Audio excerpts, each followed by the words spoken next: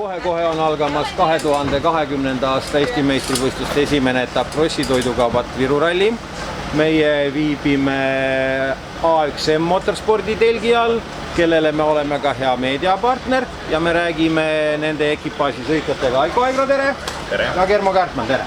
No ammu on seda videot plaanitud, Intekat teha teiega me teeme esimest korda, aga võtame siis härjal sarvist kinni kohe. Reke tehtud. Kõigepealt Aiko sinupoolne ja siis sinupoolne kommentaar rajale. Profiil, kuidas tundub, kas läheb pehmeks ja nii edasi. Eks mõni katse on selline, mis eelmine aastagi andis lõpuks teisel tiirul järgi, aga üldiselt olid suht kõva põhjaga, et selline paepõhja ikkagi katsed. No üksikud kohad lähevad, ma arvan, teisel tiirul selliseks liivaseks ja kui õhtupoole äkki tuleb pett ka, siis on pibedad. Ja eriti linnakatse või pibedaks minna. Jah, absoluutselt. Germo, sinupoolne kommentaar? Ma arvan ka, et katsed on Viru rallile omased ja on niisugune vahelduv, on kiire aeglane ja kindlasti väga-väga nauditav on see kehala osa.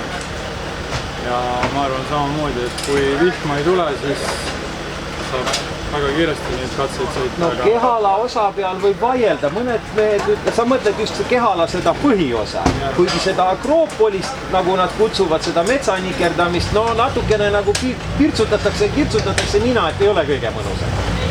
Kõik sõidavad sama rada. Aga kõik sõidavad sama rada, ega variante ei ole.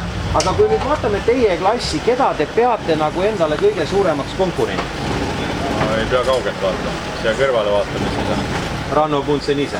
Ranno ise kohal, siis kindlasti lätlased on kiired ja ega Sagu on ka jälle stardis. Sagu on stardis, jah. Aga lähme ka vaatame, kuhu vahel mahub. Ja kindlasti selline küsimus, et üritate nii palju seda hooaega ongi 3 rallit, et üritate sõita ikka terve hooaja?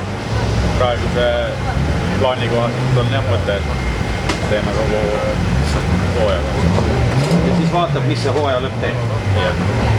Loodame, et see hooaja lõpp lõpeb väga ilusti, võimalikult hea ja suure ja kõrge kohaga, et Viru ralli lõpeb täpselt samamoodi, võib-olla isegi parema tulemusega, kui te iseendalt loodate. Ja, vaatame, mis täna pikk päev teha annab. Kindlasti niisama kulgema ei lähe. Et niisama vahtima ei lähe, kellegile midagi kinkima ei hakka. Ei.